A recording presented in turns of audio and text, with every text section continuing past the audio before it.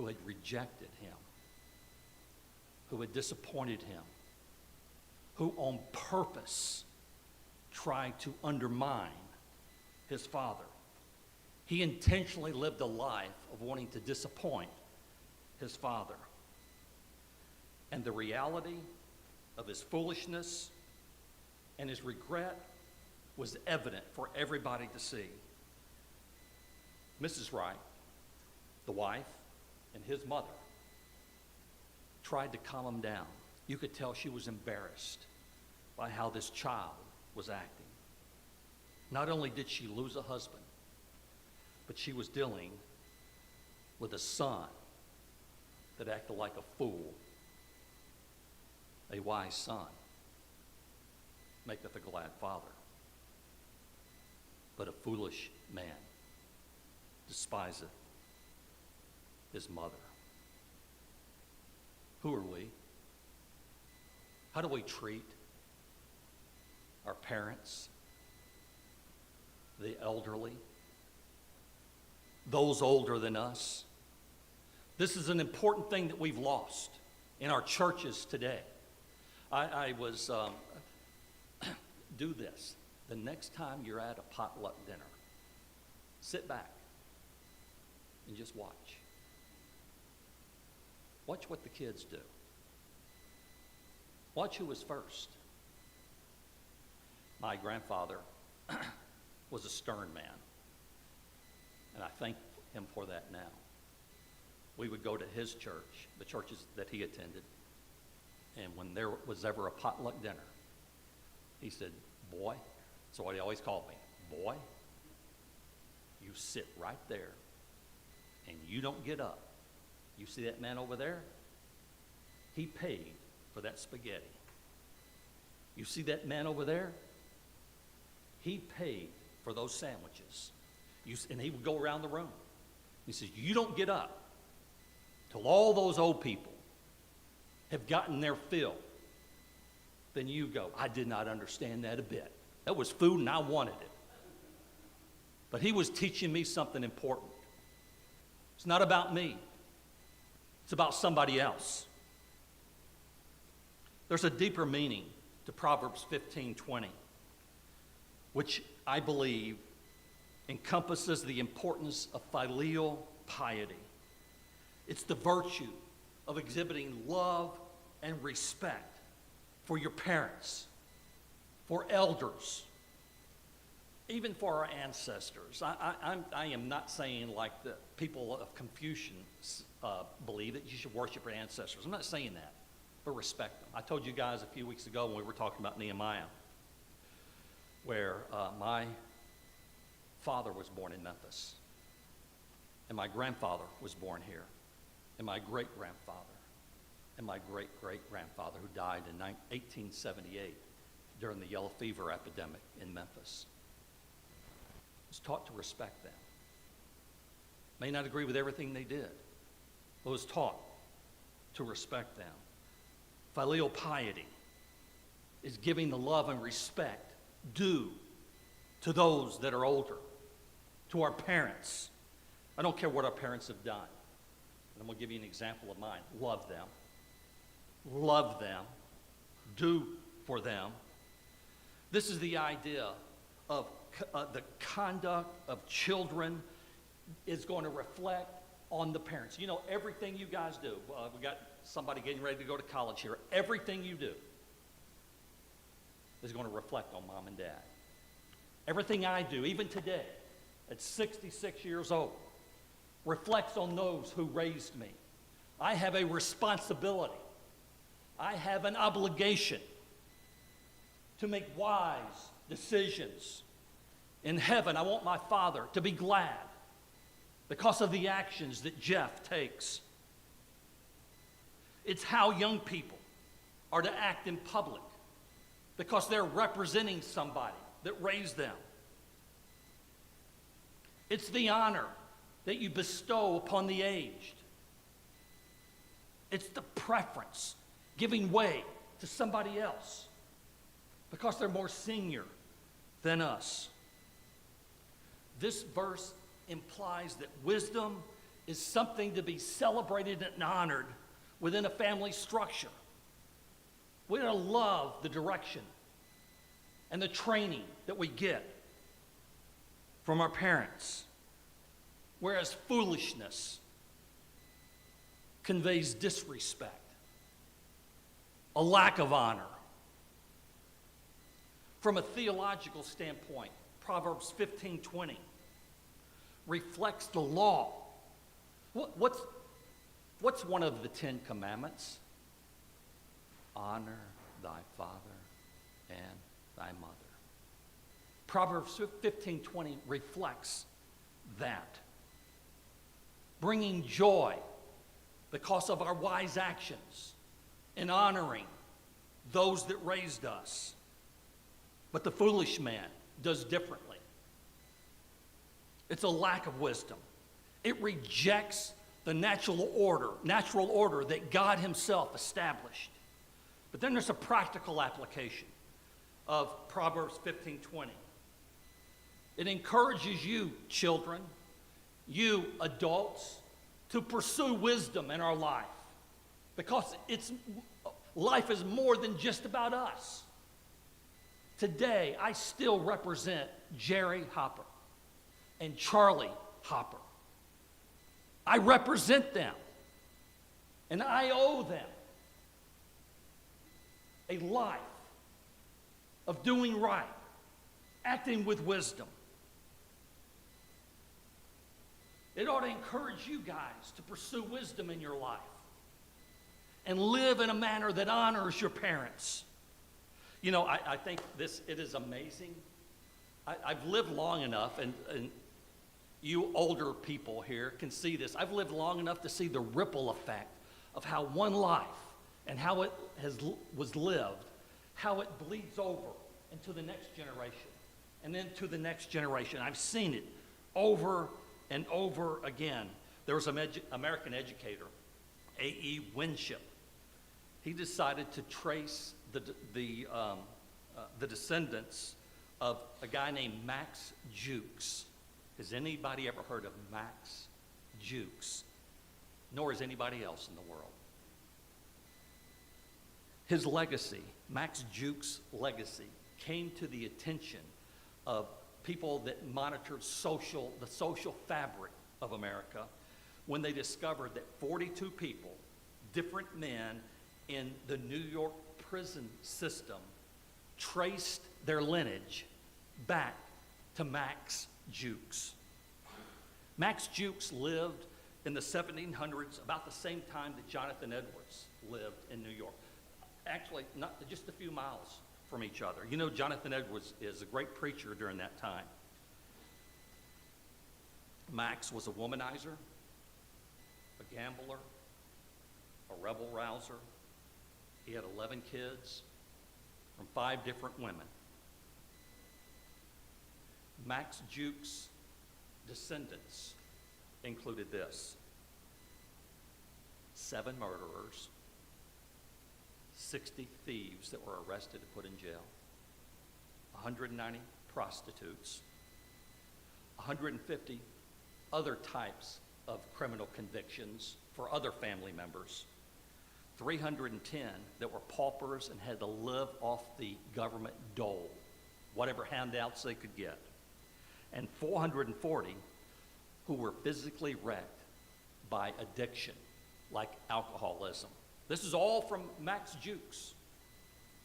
Of the 1,200 descendants that these people followed and did their research on, 300 of them died prematurely. 300 of them. As they studied Max Jukes, they thought, I'm going to look and follow Jonathan Edwards. Lived in the same time frame, and not far from each other. The social economics were not a whole lot different. But Jonathan Edwards, his descendants included 285 college graduates, which at that time was highly unusual, 100 clergymen, 80 public office holders, people that had been elected to public offices, 75 military officers, 65 college professors, 60 medical doctors, 30 judges, 13 college presidents, 3 mayors, 3 governors, 3 U.S. senators, and 1 U.S. vice president. I'm saying that the actions you take now have long-term effects. They will impact not only you, they will impact your parents, but they will impact those that follow you. Learn to do right and obey and give respect to the elders. Respect them. Respect your parents. Take heed how the Lord directs us through our parents in truth and love. Honoring parents and honoring the elderly can instill a moral education in our life to do right. Hey ladies, how you doing? Good to see you. Hey Brett, how you doing? It will encourage us to be mindful of our behaviors and actions in life. There were some things in life I didn't get into because I was scared of my grandfather. That is the truth. Because I respected him. And I love him. What's wrong with society today is there is no respect for anybody else. Not the elderly, not their parents. We were driving to church this morning, and I forget on what is that road? Riverdale. We were coming in, and I noticed as I was driving through Olive Branch, there was a Mustang. Man, he could not wait to get out of the onto Riverdale. Was gunning his engine, and he come out, and there was cars in front of him. It slowed him down. I could tell it aggravated him to no end. We get to a red light, and we're lined up about 4 or 5 deep, but there's nobody in the turning lane. So he flies over to the turning lane, rearing his engine up. And you could tell that as soon as that light turned green, he wasn't going to turn. He was going to get in front of everybody. And he did. Why? Because he didn't care about anybody else but himself. He's worried about him. There is no filial piety. Respect for anybody else. And that's part of the issues that this world faces today. Grow up and respect those that are older than you. Respect your parents, whether you agree with them or not. A child can bring disharmony and confusion and problems in a family. And because they can, there are some things that they should do and that we should do. Turn to Proverbs 23:26. We should do the following.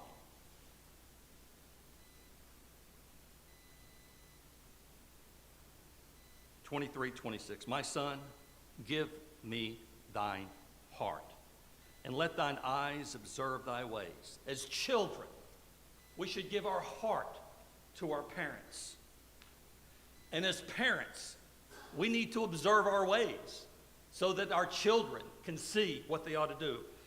After growing up in the household that I grew up in, most of you know the story. My father is married and divorced 3 times, had a different stepmom all the time. I just told him to take a number, and I'd call him by number. There were so many. It was crazy. And after seeing my father being unfaithful to his wives, making bad decisions in lives from a career perspective, making bad decisions in life from a financial perspective, making bad decisions in life from a relational perspective, and making bad decisions in life from a spiritual perspective. You may ask, I saw all that, and I knew, I could tell as a child that this isn't right. And you may ask, how could you tell that as a child? How did you know? Because I had seen it enough that I saw the end result of those decisions, and I learned where it was going, and I knew that that wasn't right. Always leading to catastrophic events. But I realized, my grandmother and grandfather told me, you need to respect them and listen anyway. So I decided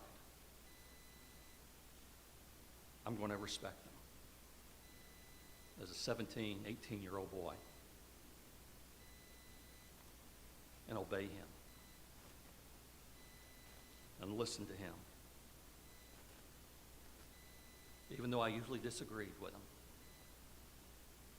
I saw where it was the right thing to do. So I gave him my heart. And I believe it's one of the reasons that God has blessed me in life. That act of faith, when I couldn't see it and didn't understand it, we must respect them. Guys, listen up. We must respect them. Respect them with everything you have. You are the one that will benefit in life when we do. The Bible says, keep thy heart with all diligence, for out of it are the issues of life. To keep it means to guard it, to protect it, to watch over it. We must guard it from not wanting to give our hearts to our parents. We must obey that. Let them have your heart, not the world. Let them have your heart. Samson didn't give his parents their heart, and he paid for it with his eyes and with his life. Absalom did not give King David, his father, his heart, and he paid for it with his life. We aren't any different. Rehoboam didn't give King Solomon, his dad, his heart. He gave it to his friends and to their desires. And 83% of his kingdom was taken from him. Who has your heart? Who has your heart? Number two, hear your parents' instructions. Hear them. Not just hear them. Hear them. Look at Proverbs 13:1.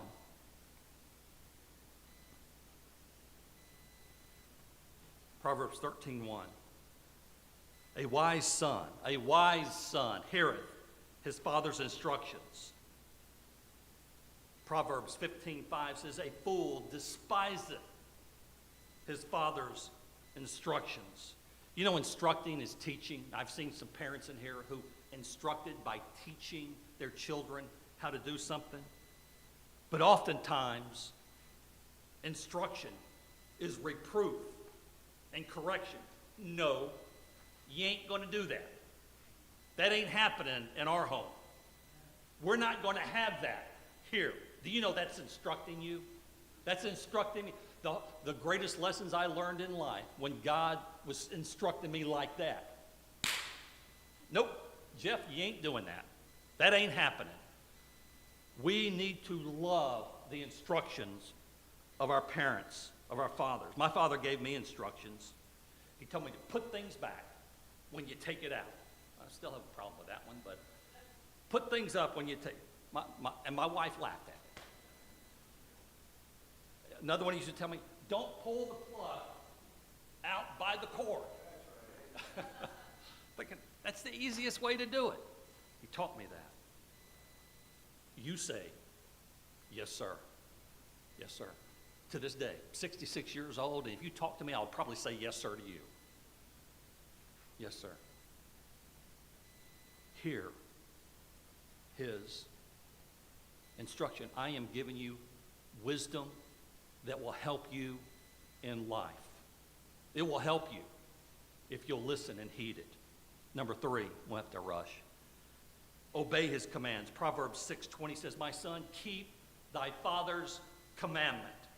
Ephesians 6:1 says, children, obey your parents in the Lord, for this is right. No matter where we are in life, we are going to be under the authority of somebody. I don't care. The last 15 years of my father's life, we moved him into our pool house. And I'm a grown man, division vice president, had 200 people that are working for me. I'm paying all my father's living expenses, taking him wherever he needs to go, and I still listen to him. And I would say, yes, sir. It's crucial that we get this. It's crucial in your life that you get this. We should only have to be told once when our parent or an elder or somebody more senior tells us something. We need to learn to follow our earthly father's command. If you don't, we'll have a hard time following his command. Number 4, seek his counsel. Seek your father's counsel. Proverbs 1:5 says, a man of understanding shall attain unto wise counsel. Proverbs 12:15 says, he that hearkeneth unto counsel is wise. You guys that are getting ready to leave home, you're 18 now, aren't you? It means I'm getting old. You that are getting ready to leave home, you don't have to wait for your father to instruct you. Use them often as a counselor for your life. Dad, I have a decision I have to make, and I don't know what to do. Your first call ought to be to your father. Dad, I need your help. You don't know now how much you need them. We think at 18 that we're grown, and you are. But it's where most of the mistakes of life happen. Because we neglect to seek the right counsel in life. You ought to go to him regularly for counsel. If it was me and I was doing life all over again, every week I would have a standing appointment with my father or with my mother to call. I want to run over things with you this week that happened and help me to understand what I should have done and let me know if I did something right. And this is what I have next week. Please help me to know what is the right thing to do. I will save you headaches in life if you'll listen to me. Weigh every decision carefully by the counsel of your parents. Ask them about everything. Dad, I met this boy. And do not pursue that relationship without talking to them. Same goes for you guys. And dads, moms, pray that God will give you wisdom to help guide their lives as arrows in the hand of an archer. That's who we are. We need God's wisdom to direct them. Young people, if you haven't already, commit to God and your Father that you're going to do things that bring honor to them. You have the ability to break their heart or to make them proud. You have that ability.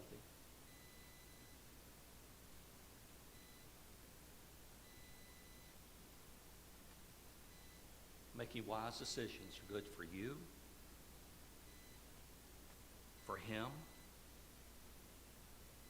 and your unborn children that will make him and her grandparents. Decisions bring consequences. I pray that you're pursuing wisdom by getting counsel from your parents and respecting those that are older than you. We're dismissed.